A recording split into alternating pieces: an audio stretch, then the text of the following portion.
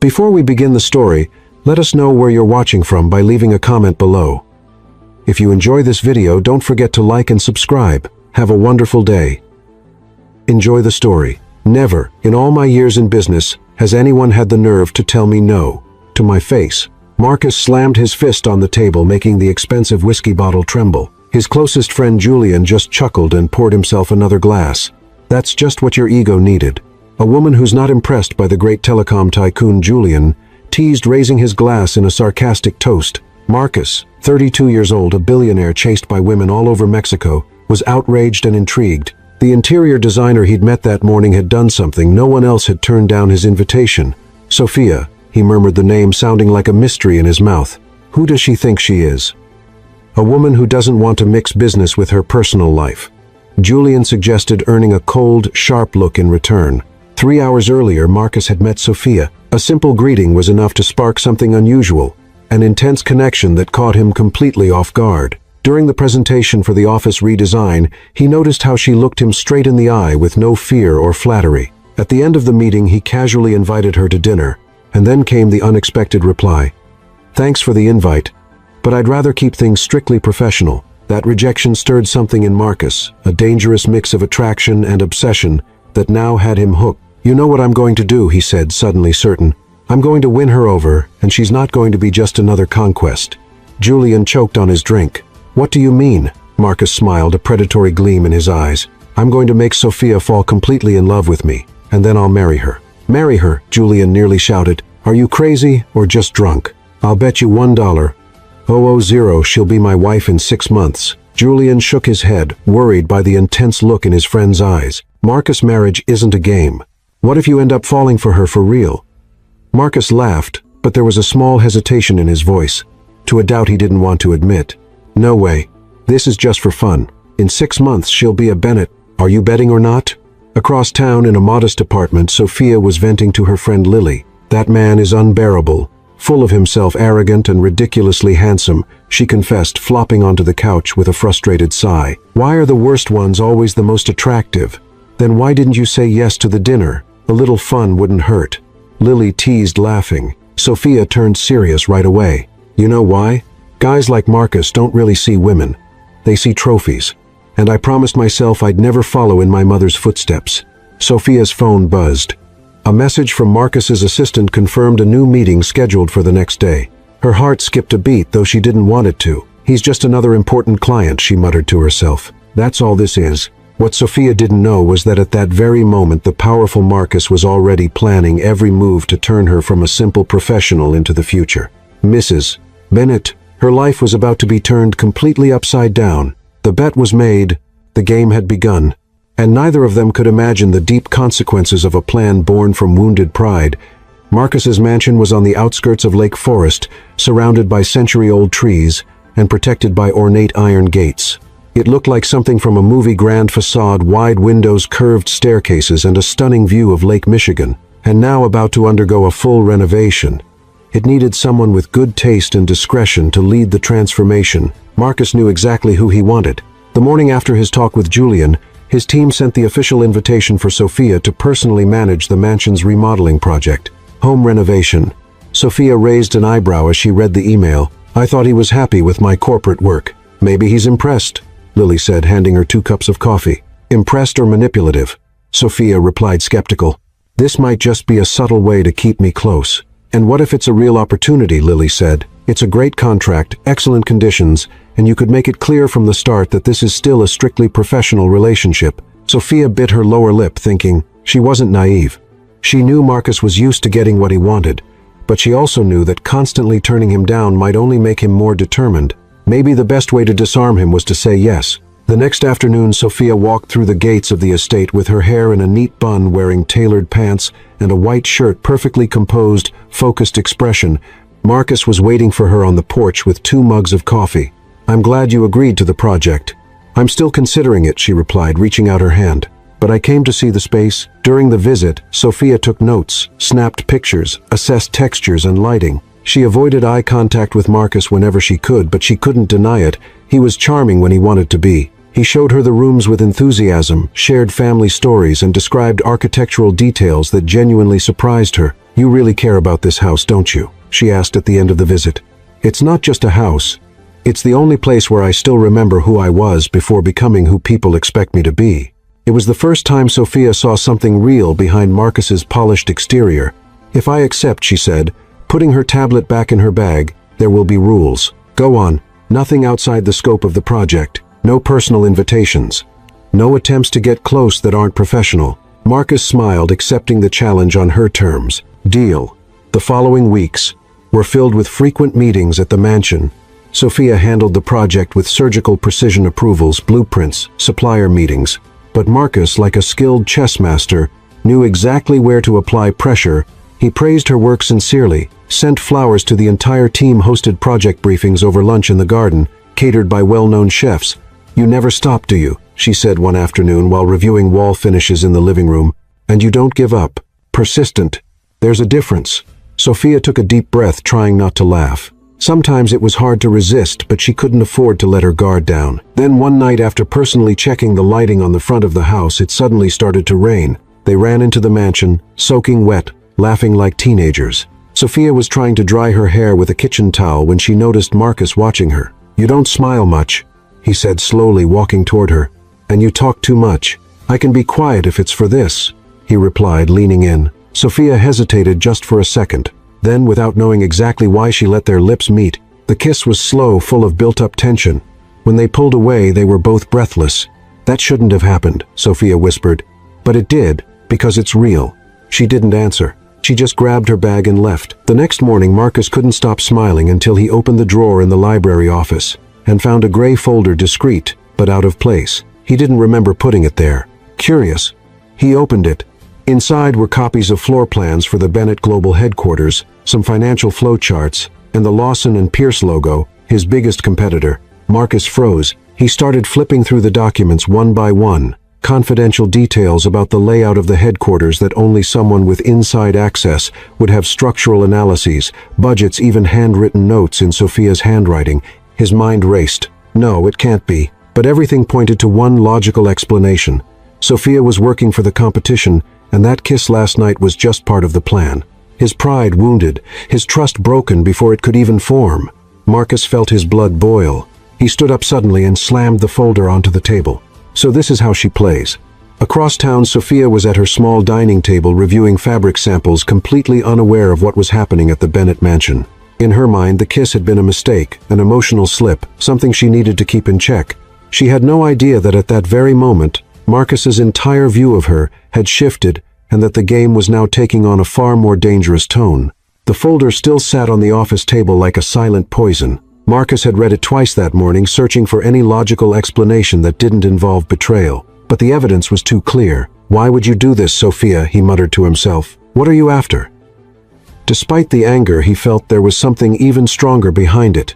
The need to understand, and above all, the need to keep playing the game. But now, with his cards held closer to his chest, he wasn't going to push her away. On the contrary, he was going to keep her even closer. That afternoon, Sophia arrived at the mansion for a project planning meeting. Marcus greeted her with a polite smile. Cold, almost corporate. She noticed the change in his tone right away. "Is everything okay?" she asked while arranging some papers on the kitchen counter.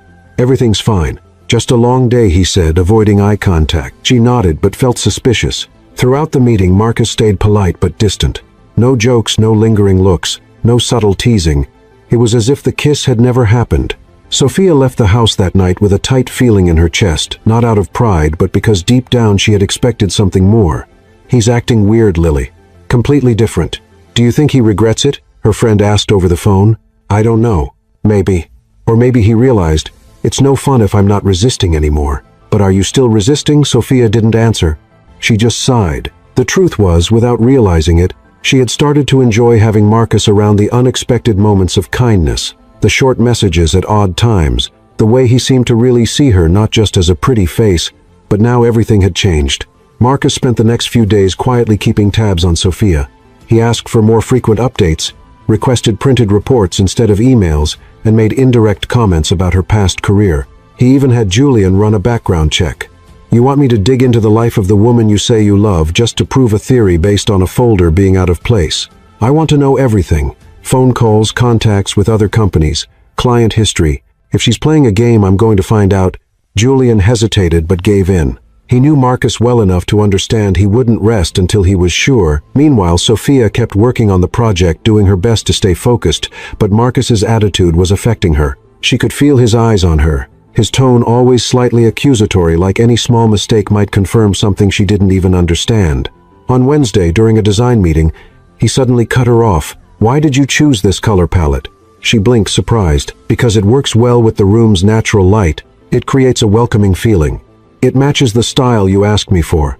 It doesn't feel very original." Sophia felt her face flush. The implied criticism was obvious. "If there's a problem with my work, you can always hire someone else." Marcus stood up slowly. "I don't want someone else." The tension hung in the air for a few seconds. Then he added, "I just want to make sure you're being completely honest with me." She frowned. "What do you mean? Forget it," he said, looking away. "Go on with what you were doing." But Sophia didn't forget. Later that same night, Marcus walked alone through the mansion's hallways. He felt torn. His instincts told him to stay cautious. His logic told him to investigate. But his heart was starting to rebel against reason. What if he was wrong? What if this was all just a misunderstanding? The memory of the kiss kept coming back like an emotional anchor, pulling him away from doubt. It had felt real fragile, but honest, strong enough to challenge him, gentle enough to carry meaning. Maybe there was another explanation for the folder, but he wasn't ready to lower his guard. Not yet. On Friday, Sophia showed up earlier than usual to review a delivery of materials. She was wearing jeans, a white shirt, and had her hair tied back in a ponytail. Still, Marcus couldn't help but notice how beautiful she looked. Natural. Genuine. As she supervised the delivery, he watched from a distance, hiding behind one of the office curtains in silence, trying to understand how someone with eyes like hers could be hiding anything. "What are you doing to me, Sophia?" he whispered. That night Julian called. "I finished the background check and there's nothing, not a single link to Lawson and Pierce. In fact, she turned down 2 offers from them in the last few years.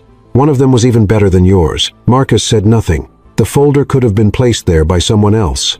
Or maybe it was left there by mistake. But she has no connection to corporate spying. Everything she's done, she did in good faith. Guilt hit Marcus like a landslide.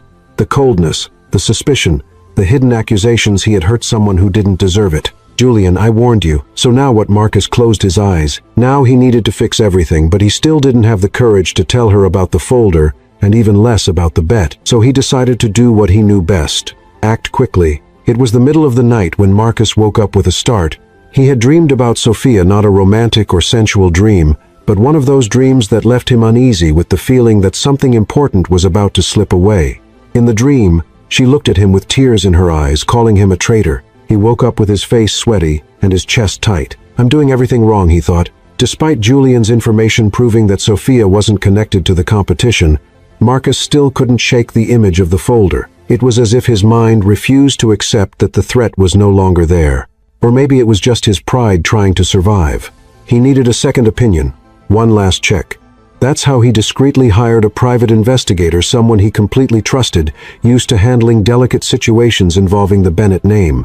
"I want to know everything about Sophia," he said on the phone. "Professional history connections, recent movements, anything that could have slipped through without her knowing. Complete secreti." Meanwhile, Sophia threw herself into the project as a way to try and drown out the whirlwind of feelings surrounding her. The past few weeks had been emotionally exhausting. Marcus had been cold, distant, confused. One day he praised her work enthusiastically.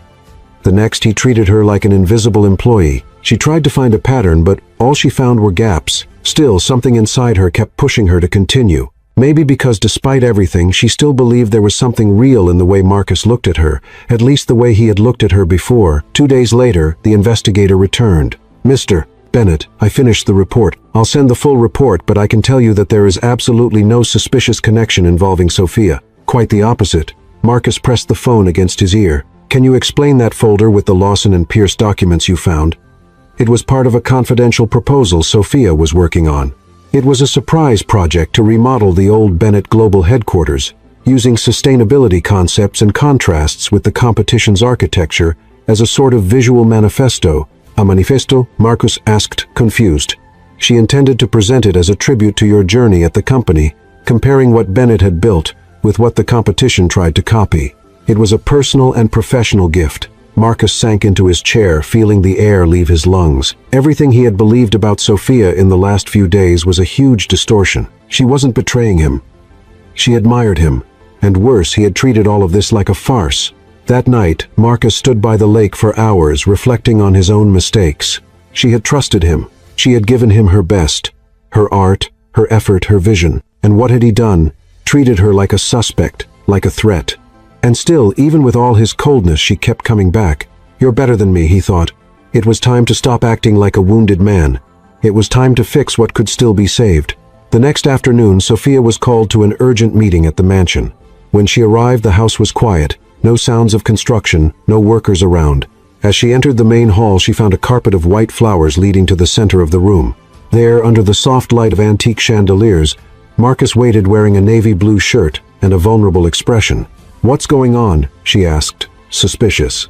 "Before anything else, I want to apologize."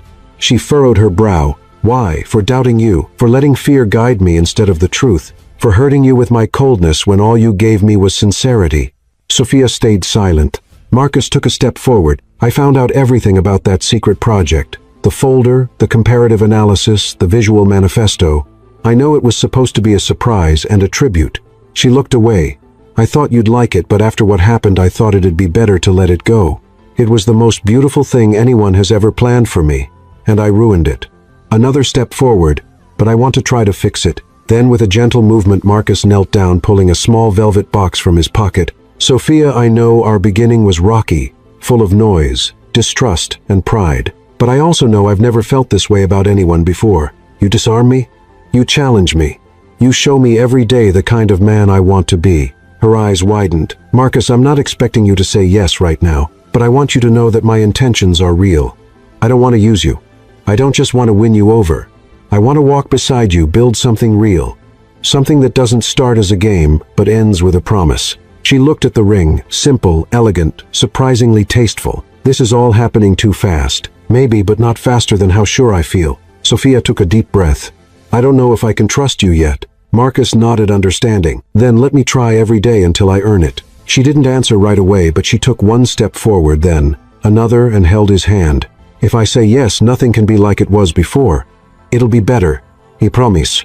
Then with her heart racing, she said yes. Outside, Lily hidden quietly behind a curtain, with Julian let out a breath of relief. "I thought he was going to mess it up," she whispered. "He still might," Julian replied. "But at least this time he's trying to do it right." That night, as Marcus watched Sophia sitting beside him, he knew something had shifted. It wasn't about a bet or pride or revenge anymore.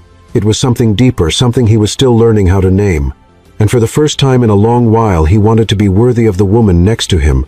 The proposal had been intimate, but the announcement was anything but. 2 days after Sophia's quiet yes, Marcus called a press conference at one of Bennett Global's event halls. Journalists, cameras, and flashes gathered under the pretense of a company presentation, only to be surprised by the real reason. "I'm pleased to announce that I'm engaged to the most incredible woman I've ever met," Marcus said, holding Sophia's hand in front of dozens of stunned reporters. She wore a modest cream-colored dress and smiled a little nervous. Marcus's hand held hers tightly as if to say, "Trust me." Watching from home, Lily nearly fell off the couch. "This isn't an engagement announcement.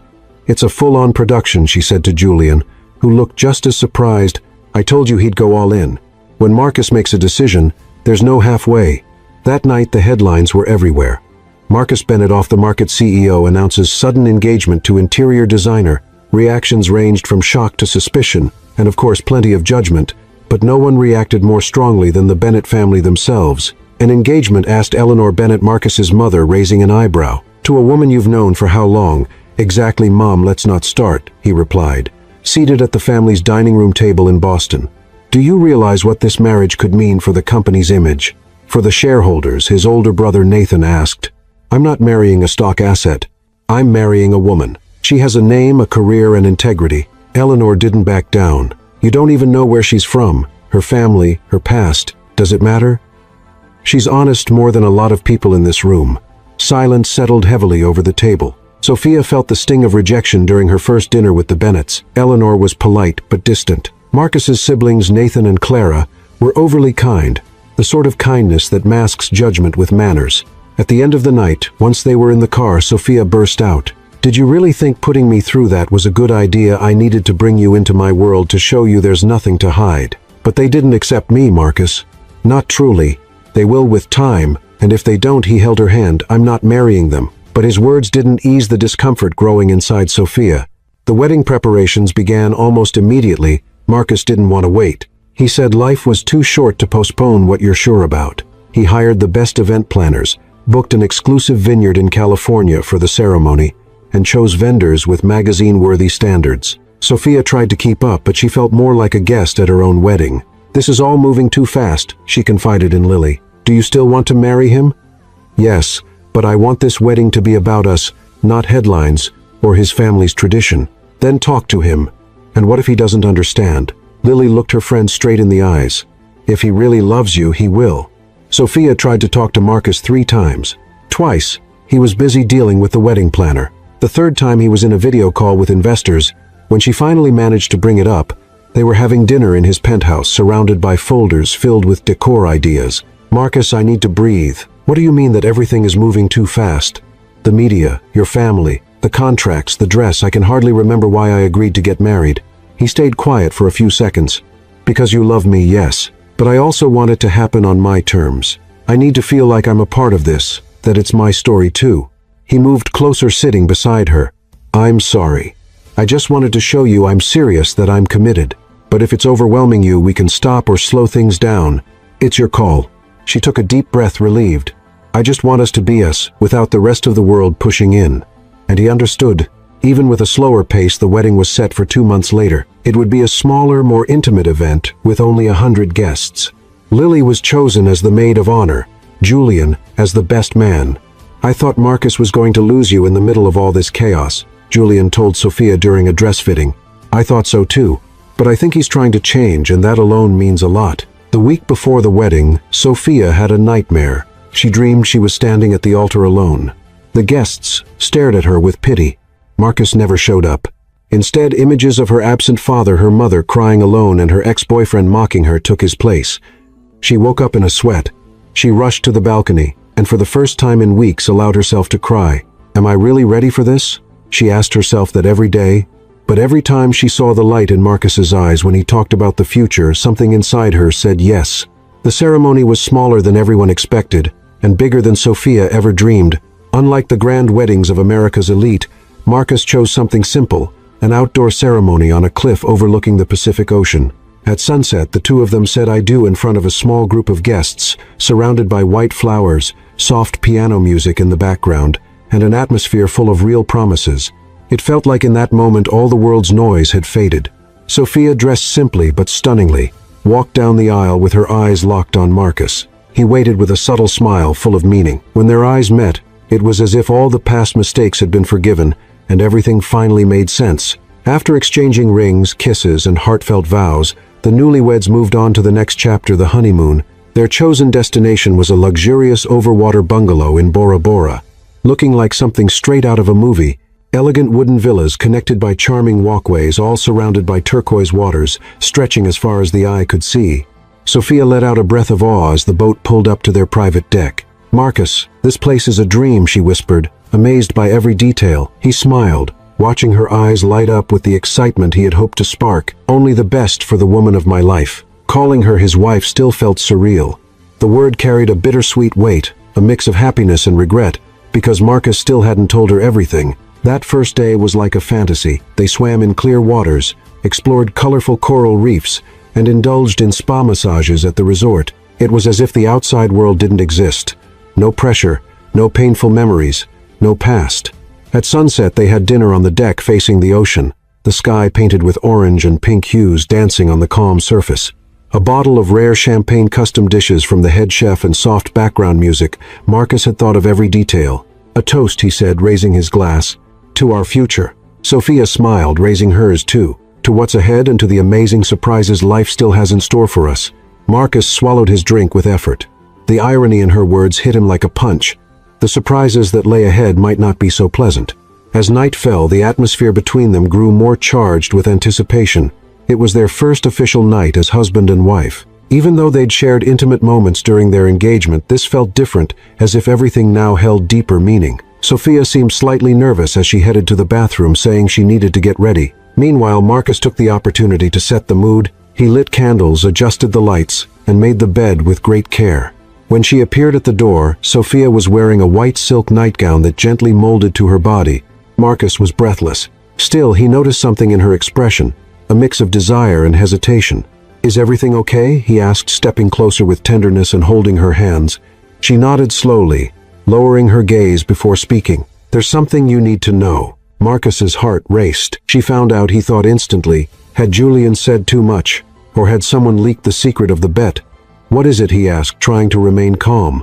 Sophia took a deep breath, as if preparing to jump off a cliff. "Marcus, I've never been with anyone before." He frowned, confused. "What do you mean I'm a virgin?" she answered quickly. "I've never been with anyone."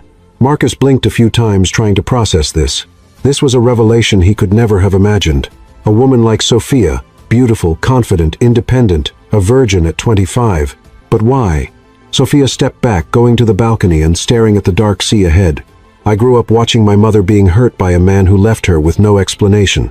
I promised myself I'd only give myself to someone when I was absolutely sure." Her words cut through Marcus. If only she knew the real reason behind the beginning of their relationship.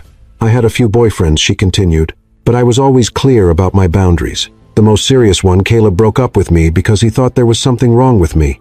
Marcus approached and gently placed his hands on her shoulders. "There's nothing wrong with sticking to your values. That's rare.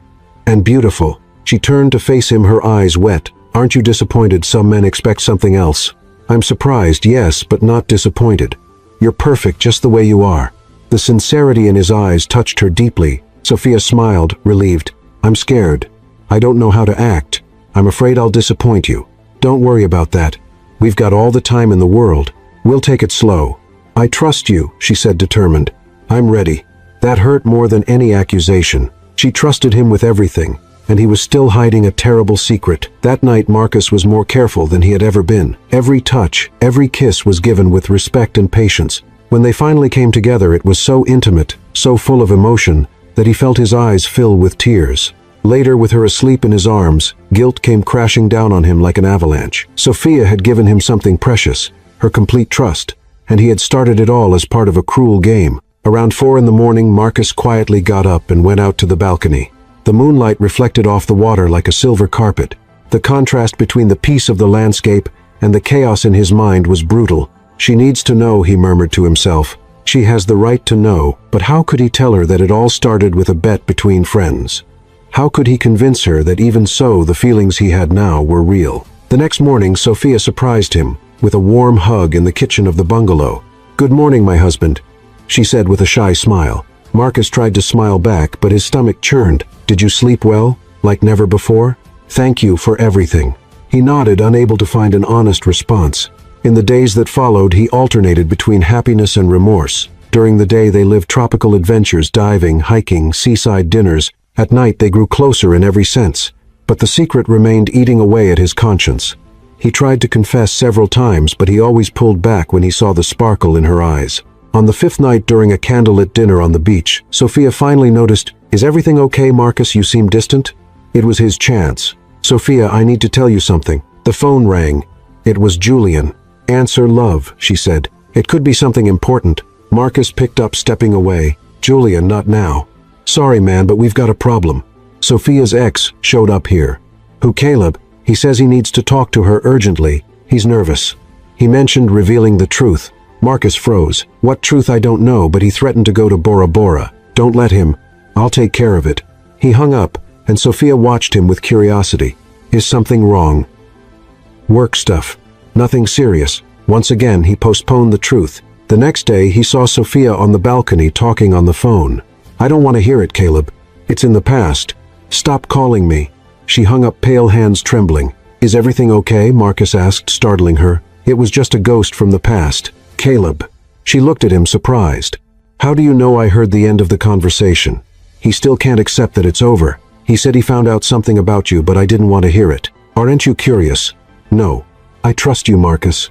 "That's enough." Those words cut deep. Her trust was a gift he hadn't yet earned. The days following Caleb's call passed in a blur for Marcus. On the outside, he kept up the image of a loving, attentive husband, but inside he was torn. wanting to protect what he had built, while fearing he might lose it all if the truth came out.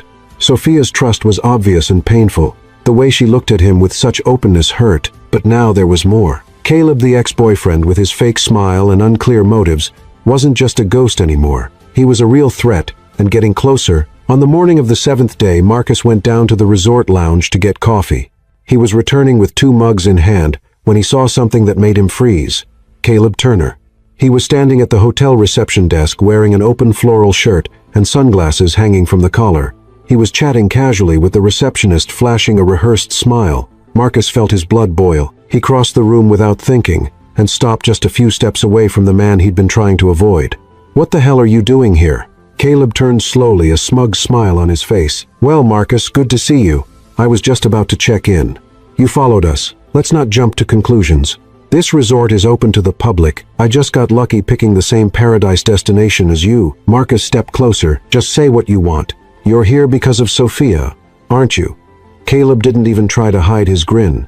"I've got unfinished business. Sophia and I have some things that never got resolved, as you know. That relationship ended over a year ago. Maybe, but some things don't end that easily, especially when there are secrets involved." Marcus stared at him, tense. "What secrets?" "Oh, don't be so eager. I'd rather talk to Sophia when she's ready. Maybe she deserves to know how things really started between the two of you, don't you think?" The punch came before Marcus could even think. It landed squarely on Caleb's jaw, knocking him backward and into a chair. "Mr. Bennett," the receptionist shouted, rushing over. Still breathing hard, Marcus pulled himself together. A hotel security guard appeared almost instantly, stepping between them. "Get this man out of here," Marcus ordered, wiping the blood off his knuckles. Now, hours later, back at the bungalow, Sophia burst into the room, eyes wide. What happened? Marcus was sitting on the porch, ice wrapped in a towel on his hand. He tried to hide it, but the swelling was clear. There was a disagreement in the lobby. With who he hesitated. "Caleb. He's here." Sophia stopped. The world seemed to slow down around her. "What he showed up at the resort said he wanted to talk to you, but I stopped him. You hit him. He was being intrusive." She crossed her arms, stunned. "You decided for me whether I should listen to him or not. I was protecting you. Or protecting yourself." The words hung between them like a burning coal. Marcus tried to stay calm. "Sophia, he has nothing good to say. He just wants to confuse you, to turn you against me. And why would he have that kind of power unless there's something you're hiding?" His silence was answer enough. She took a step back, disappointment spreading across her face. "Something's off. I felt it. Since our first night here, you've been different." You. What, Marcus?" He opened his mouth, but the words wouldn't come. He had rehearsed them so many times, yet now fear kept them trapped. "Forget it," Sophia said, grabbing her purse. "I need to take a walk. I need air." Lily answered on the second ring. "Sophia, are you crying? I don't know what's going on," she said between sobs. Marcus is pulling away, and Caleb showed up. "Caleb in Hawaii." "Exactly. And Marcus is hiding something. I can feel it. Do you want me to come out there?" "No, I just needed to let it out." Lily was quiet on the other end. "Do you love Marcus?" "I do. And that's what hurts the most?" "Then wait. Look him in the eye and ask what you need to know." That evening, Sophia came back to the room. Marcus was sitting at the table, hands clasped, eyes lost in thought. "I'm going to ask you once, Marcus. And I want the truth." He looked at her. "All right. Did you hide something about how we started?" Marcus closed his eyes for a moment, and for the first time he chose to lie to protect her. "No." Sophia felt like something inside her had collapsed. The lie echoed louder than any scream. She just nodded and walked into the room, leaving him there alone with his guilt. But something inside her had broken, and maybe now she just needed to figure out how much of it could still be fixed. Sophia woke up early but didn't feel rested. The soft Bora Bora breeze drifted through the open window, bringing the salty scent of the sea, but none of it brought peace. The night before kept replaying in her mind. Marcus punching Caleb, the evasions, the tension between them, and most of all the overwhelming feeling that she was being lied to. She looked to the side. The bed was empty. Marcus was already gone. At breakfast he was waiting for her with cut fruit and 2 cups of tea. His smile seemed forced, almost sad. Sophia sat down without saying a word. "Did you sleep well?" he asked, trying to break the silence. "Better than I expected," she lied. They ate in silence like 2 strangers, sharing the same table. The connection they'd shared just days ago now felt buried under an invisible weight. Later, Sophia walked alone along the beach. She called Lily, who answered on the second ring. "Hey stranger, how are you lost?" Lily stayed quiet, listening. What happened now? The same thing as yesterday. Marcus still won't say what's going on, and I don't know what's true anymore. What about Caleb? He disappeared after the fight, but he planted a doubt in me, and now I can't ignore it. Sophia, you've always had sharp instincts. Trust them. If something doesn't make sense, maybe it's because something really is wrong. I don't know if I'm ready to find out. Sometimes knowing the truth hurts less than living in a lie. Meanwhile, Julian was arriving at the resort, his expression tense and focused. There was no more avoiding it. Marcus had to face the consequences of the bet he made months ago. He found his friend at the resort bar facing the infinity pool.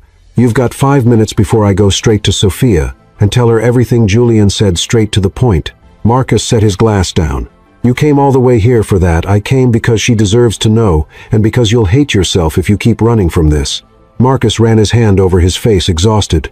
I was going to tell her so many times, but she trusted me in a way I've never seen before. And now I'm scared to lose that. Maybe you already have. Maybe you're just delaying the inevitable. I love her, Julian. It didn't start that way, but now she's everything. Then prove it. Tell her the truth. Sophia was walking out of the front lobby with a beach towel when she saw Julian in the distance. She frowned. What was he doing there? Curious. She quietly walked to the side deck by the bar where she heard voices. She didn't mean to listen, but the words hit like bullets. The bet, Marcus. Julian said. You promised you'd make her your wife in 6 months. It was all a game to you. Sophia froze. Her heart raced. The world around her seemed to blur. I know, Marcus answered, his voice low. But I fell in love. Everything changed. But she doesn't know that, does she?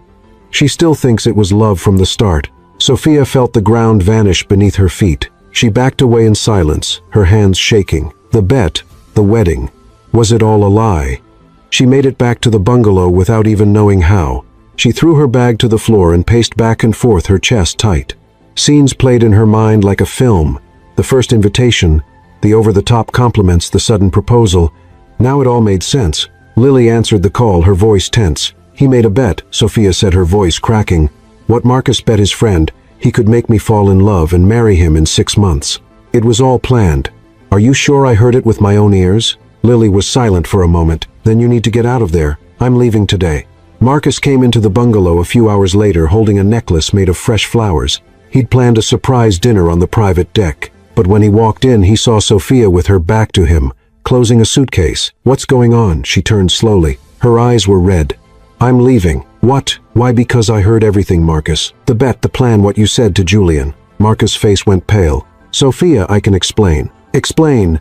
She laughed bitterly. Explain how you used me in a game with your friends, that all of this was just a setup to boost your ego. No, I swear it's not like that. It started as a bet. Yes. But everything changed when I really got to know you.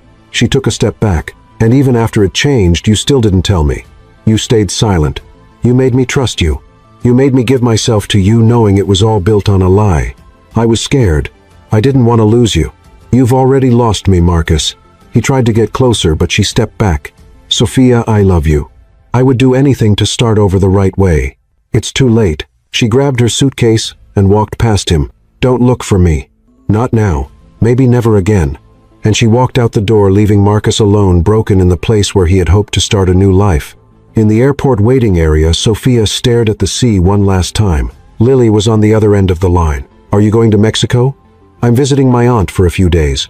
I need some air. Do you want me to meet you there? Not yet. I need to be alone to process everything. Lily hesitated before asking, do you still love him? Sophia swallowed hard. That's not enough, Lily. Love isn't an excuse to lie. And she hung up. In Chicago days later, Marcus wandered the halls of Bennett Global headquarters like a shadow of himself. The staff whispered about his worn-out appearance, about the sudden cancellation of the trip, about the unusual silence of the CEO, who used to radiate confidence. Julian walked into his office, but Marcus didn't even look up. She's gone. Doesn't want to know about me. I'm sorry. You should be. Julian lowered his eyes. Are you going after her? She asked me not to. And are you going to obey for the first time? Yes. They sat in silence for long seconds. She needs space.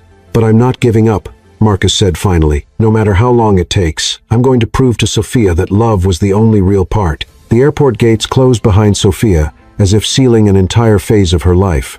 The Pacific breeze gave way to the dry heat of Cancun, where her maternal aunt lived in a modest house surrounded by a garden full of medicinal herbs and lazy cats. Niece, your face looks drained. said Aunt Isabella, hugging her at the door. "Is this a broken heart?"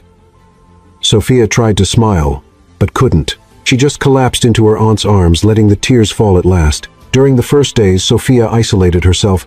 She slept little, ate. Even less, spent hours walking through the garden trying to understand where everything had gone wrong. The bet. Marcus's silence. The feeling of being deceived from the very first hello. But there was something else. A growing discomfort, nausea, dizziness. At first she thought it was emotional, but on the third morning of vomiting, before even getting out of bed, Aunt Isabella suggested, "How long has it been since your last period?" Sophia turned pale. At the corner pharmacy she bought 2 tests. Both came back positive. She sat on the cold bathroom floor staring at the little stick with the 2 red lines. For long minutes she didn't know whether to cry or smile. She was pregnant with Marcus's child, the man she had loved and lost. That night she couldn't sleep. She kept staring at the ceiling, feeling her heart pounding. A baby. She'd always wanted to be a mother, but not like this. Not at a time of so much confusion, so much pain. How would she tell him? Should she tell him? Or would she raise the child on her own? Lily was the first person she told through a video call.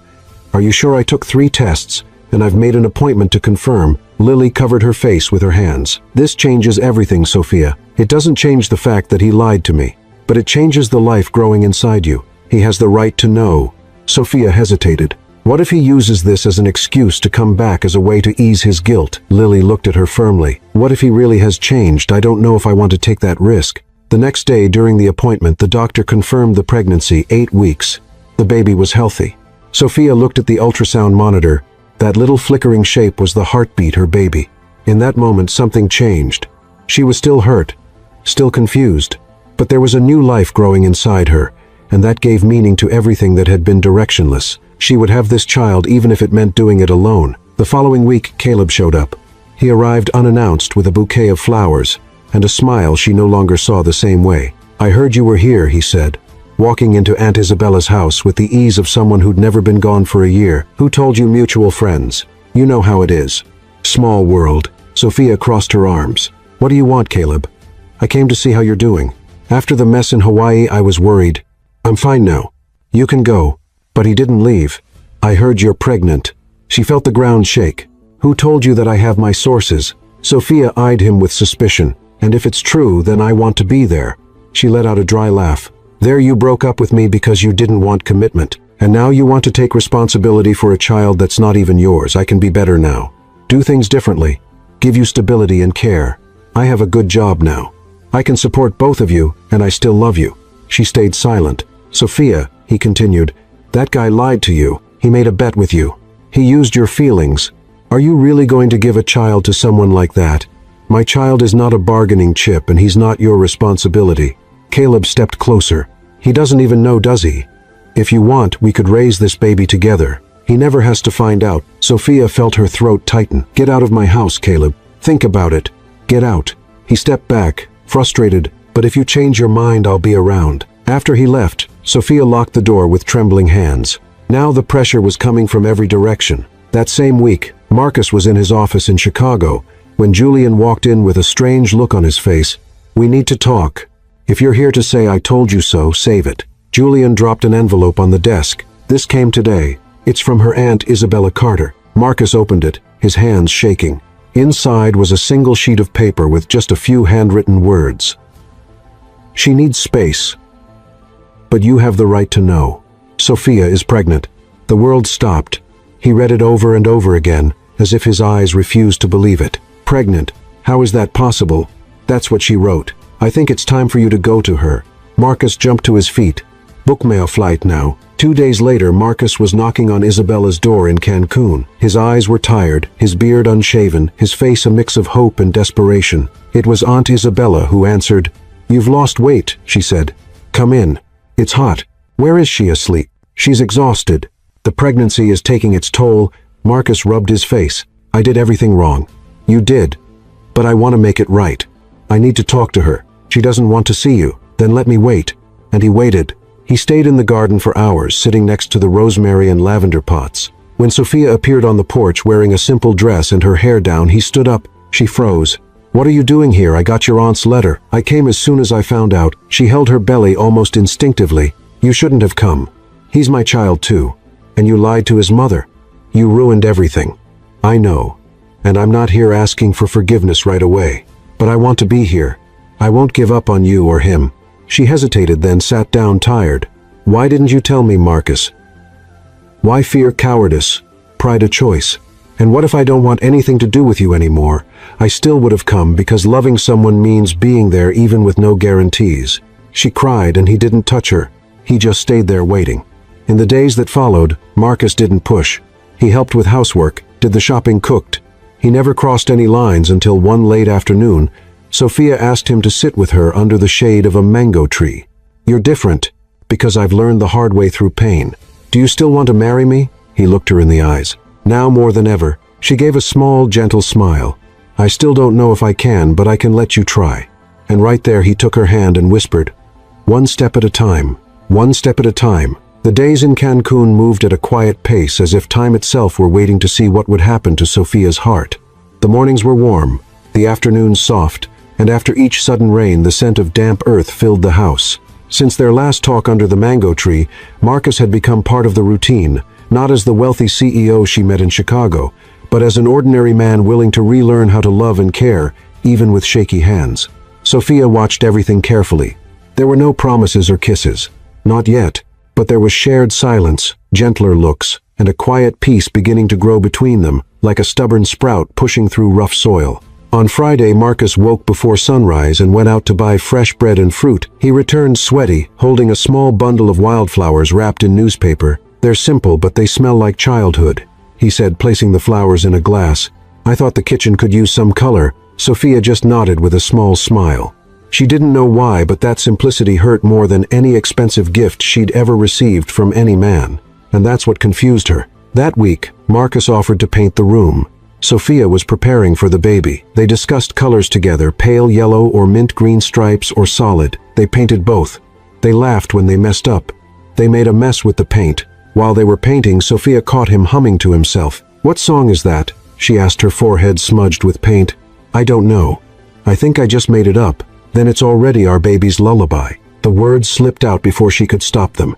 Marcus froze with the brush in hand. Their eyes met. There was raw emotion there, a bridge between who they had been and who they might still become. "Thank you for letting me be here," he said quietly. Sophia went back to painting, but the smile on her face didn't fade. The following week, Sophia had her first doctor's appointment in Cancun with Marcus by her side. He brought a little notebook and wrote down everything the doctor said: the baby's weight, the heartbeat, the date for the next ultrasound. He even asked questions Sophia hadn't thought to ask. Her breathing got heavier last night. "Is that normal?" he asked the doctor. "Completely normal. The uterus starts pressing on the diaphragm. And it's lovely to see a father so involved," she said with a smile. Marcus looked at Sophia like it still didn't feel real. "Father," he said, "I'm still learning to feel worthy of that word." Sophia gave his hand a gentle squeeze. "One step at a time, remember." Caleb still called, not as often as before, but now and then he sent subtle messages, a reminder that he was still lurking. "If you ever need real support, I'm here." He may be good at pretending, but a leopard doesn't change its spots. Sophia never replied. She just archived the messages, but every time his name popped up on her phone screen, it stirred something in Marcus. "Do you think he'll show up in person again?" Marcus asked one night. "I don't know, but even if he does, I'm more prepared now. And if he tries to manipulate you again, he doesn't have that power anymore." Marcus nodded, but inside a quiet anger was growing. He didn't just want Caleb out of the picture. He wanted to protect the space he was slowly rebuilding. On Tuesday, Sophia went to a breathing class for expectant mothers at a community center in town. Marcus drove her there, but chose not to go in. Instead, he sat on a bench in the front plaza reading a book about fatherhood. As he read, a little boy around 5 years old walked up and looked curiously at the cover. "Are you going to be a dad?" Marcus looked at him and smiled. "Yes, I am." "Then you need to learn how to tell funny stories. My dad tells one every night." "Is that so? Which one's your favorite?" "One. He made up about a star that fell in our backyard and turned into my baby sister." Marcus laughed, touched. "Thank you. That's better than this book." The boy ran back to his mom and Marcus closed the book with a warm feeling in his chest. For the first time, he felt ready not to be perfect, but to be present. As the months went by, the pregnancy symptoms grew stronger, Sophia's feet swelled, her sleep changed, and her hunger came in unpredictable waves. Marcus quietly adapted the house. He added grips in the bathroom, adjusted the bed height, and hung a hammock on the porch so she could rest at sunset. He also started cooking more often. He learned what Sophia liked: pasta with tomato and basil, fluffy rice, cold salad with pineapple. "Trying to make me gain weight," she teased one time. "I'm trying to keep you well-fed, mama of my falling star." She blushed. This was new. It was light. It was beautiful. But not everything was easy. One night during a storm, Sophia had a nightmare. She woke up in tears, sweating hands over her belly. Marcus turned on the light, startled. "What happened?" "I dreamed you had left, that all of this was another illusion. Another lie." He sat beside her and gently pulled her into a hug. "I get scared too, Sophia." "Of what?" "Of not being enough, of hurting you again, of making the same mistakes." She took a deep breath, still shaky. "The difference now is that you talk about it. That's already halfway there. And the other half sleeping beside me tomorrow, the next day, every day after that." The next month, Sophia got an unexpected message. An old friend from Chicago, who didn't know about her time apart from Marcus, invited her to a conference on sustainable design. "You should go," Marcus said when she told him. "Show your talent again. Reconnect and leave you here with everything. I can handle it. Actually, I'm planning to redo your aunt's bathroom as a surprise. I already got a quote." Sophia laughed. "You really don't know when to stop, do you? I only know when to start again."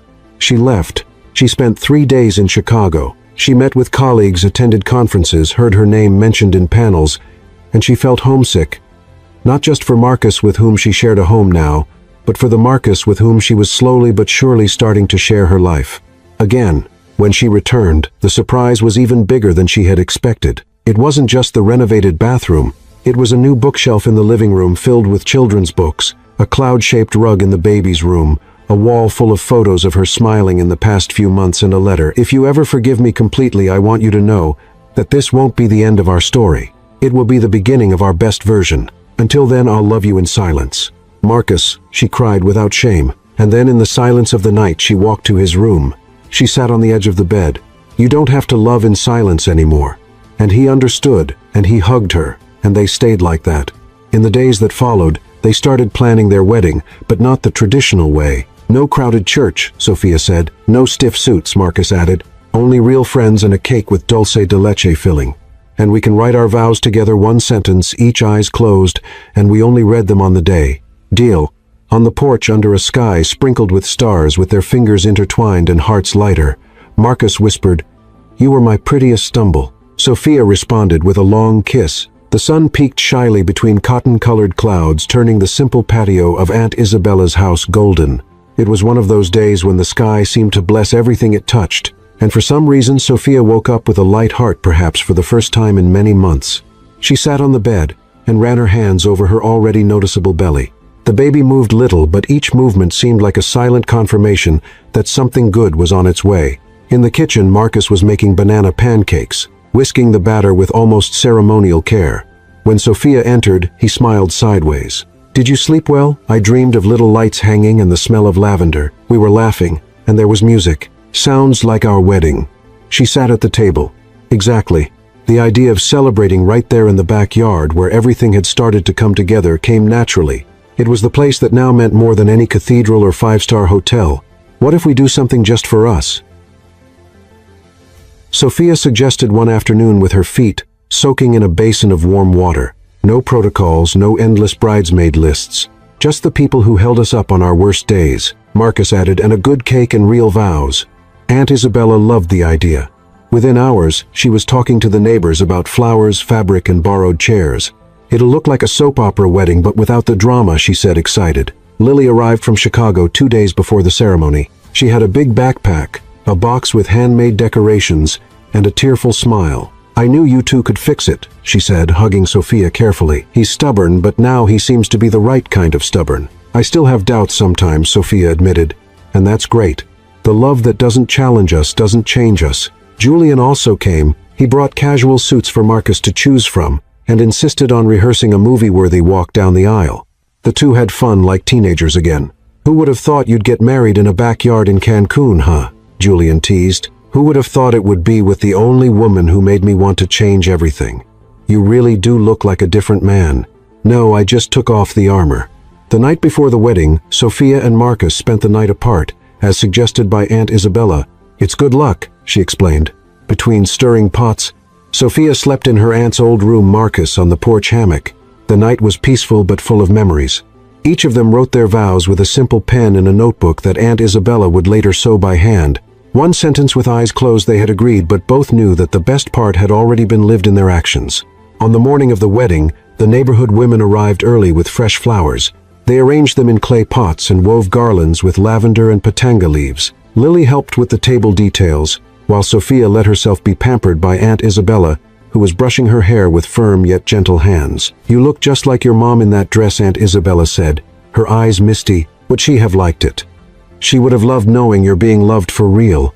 Marcus wore a light linen shirt and loose pants. Julian adjusted his collar and gave him a pat on the shoulder. "Ready, nervous? That's a good sign. If everything felt too easy, you probably wouldn't realize how big this really is." Outside, makeshift chairs were arranged in a semicircle. The altar was just a wooden frame covered in branches and ribbons. But to Marcus, it felt grander than any cathedral.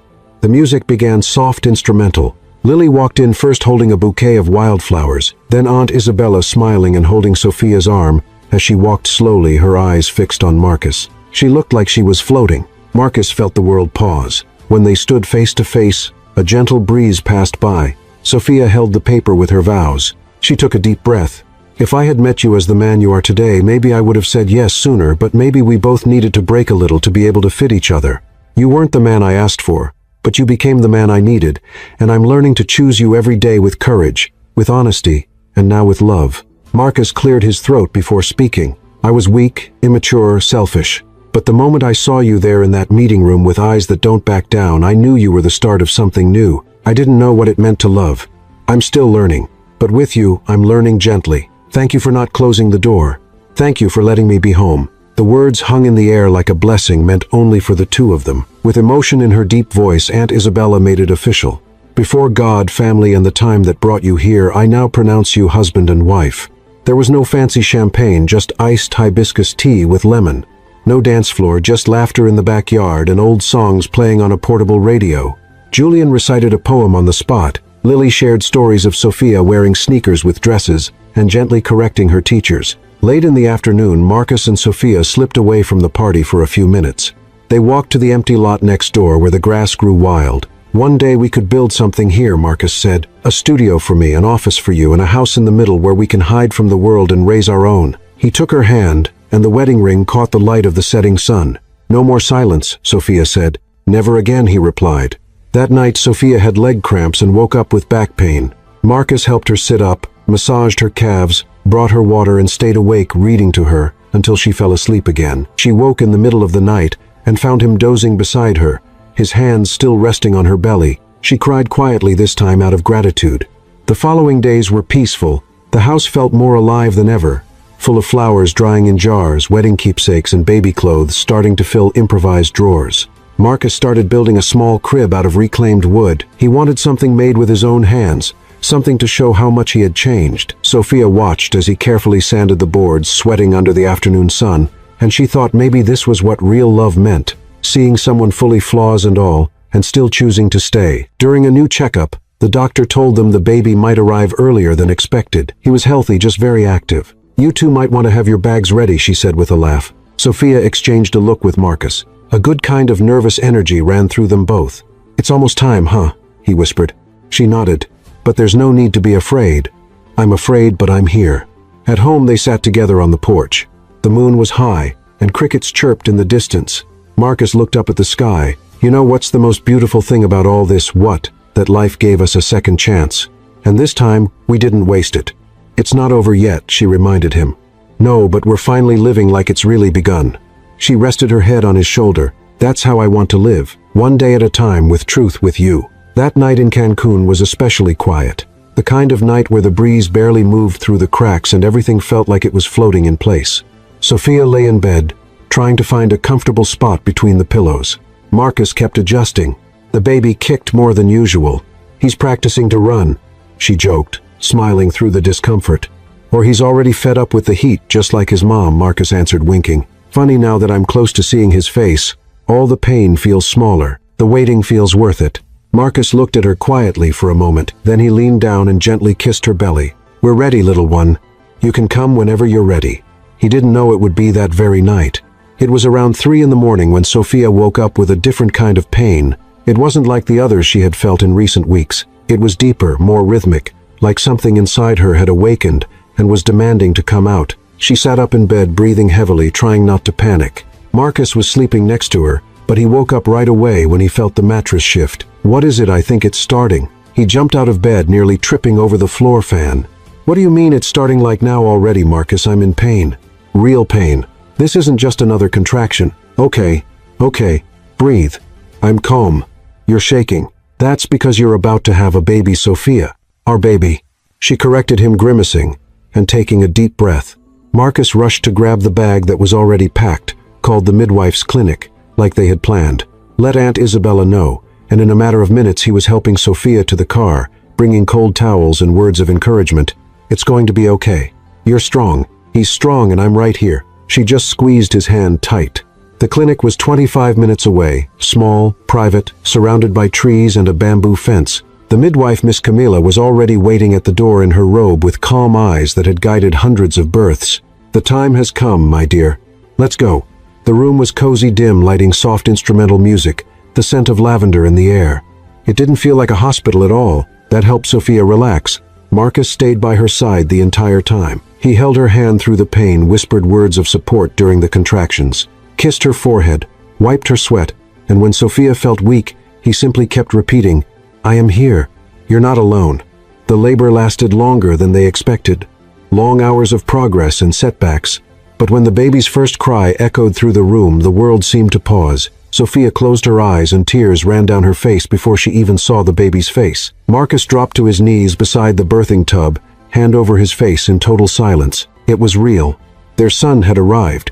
"It's a boy," Miss Camilla said, her voice filled with emotion, placing the baby on Sophia's chest. Strong, healthy, and hungry. The baby's skin was still damp, his tiny face scrunched up, but to Sophia he was perfect. A small miracle who was now crying, moving, and feeling her warmth. "Look, Marcus, he has your nose and your stubborn little frown." They both laughed, still overwhelmed with emotion. "We did it," Marcus said, his voice cracking. "We did." Sophia echoed, kissing their son's forehead. In the days that followed, Aunt Isabella's house filled with new sounds, new smells, and new routines. Diaper changes, long baths, late-night feedings, and somehow a peaceful feeling like that house had always been meant for this moment. Lily was the first to visit. She brought a onesie with the phrase, "Made with love," and a few stumbles. "Fits your story perfectly," she said. Julian came with a custom-made portable crib. "You never know, you might travel. This little guy needs to be comfy even on the road." Marcus and Sophia were now learning to balance sleep and affection, fatigue and care, laughing at their own mistakes and celebrating the little wins like changing a diaper without dropping half the wipes. "We're officially parents," Marcus said one night watching the baby sleep. "And even without a manual, I think we're doing okay. All I need to keep going is you and coffee," Sophia replied, lying on the couch with her feet in his lap. Months went by. Sophia started drawing again. She created delicate pieces, inspired by motherhood and this new phase of life. Marcus restructured his business to work remotely, prioritizing time with his family and launching new projects to support pregnant women in vulnerable situations. "I never want to lose what truly matters just because my schedule is full," he said during a video meeting. "If success takes me away from my family, then it's not worth it." One sunny afternoon, as Sophia was finishing a new watercolor on the porch, Marcus arrived with an envelope in his hands. "What's that?" "The deed." She frowned. "What deed?" "Our new house, the one in Playa del Carmen with space for a studio and office, and our lavender garden." Sophia was quiet for a moment, taking it in. "You already picked one." "No, I just took the first step. The choice is ours, just like everything else has been." She stood up and hugged him. "Then let's choose together." A few months later, settled into their new home, they celebrated their first wedding anniversary with a dinner in the backyard. Lights hung between the trees, soft music played in the background, and the baby slept in the stroller, covered with a handmade blanket from Aunt Isabella. "If you could go back in time," Sophia asked, her gaze fixed on the lit candles, "would you do it all over again?" Marcus thought for a few seconds before answering. "Yes, even with the mistakes, the pain, the falls, because each bad part taught me the value of what we have now. And now, I just want to keep choosing you every day." She held his hand across the table. "Me too. Even when you drive me crazy, even when you forget where you put the car keys, and even when I wake up the baby because I picked him up just to see if he still has that little smell. Especially in those moments, they laughed, and they toasted to the new phase to family, to the courage to love even after everything.